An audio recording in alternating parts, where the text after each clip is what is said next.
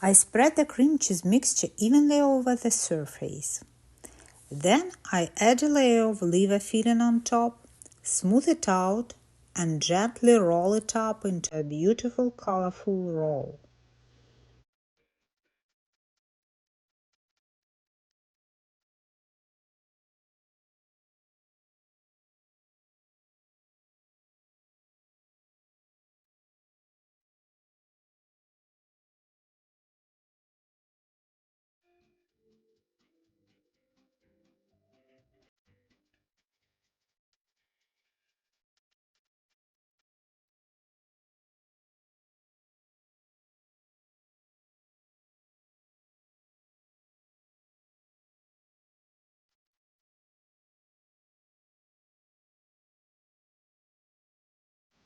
Finally, I wrap it and place it in the fridge for about an hour.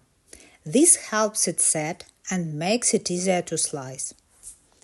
And that's it, a soft savory carrot roll with cream cheese and poultry liver. Bright, creamy and full of flavor.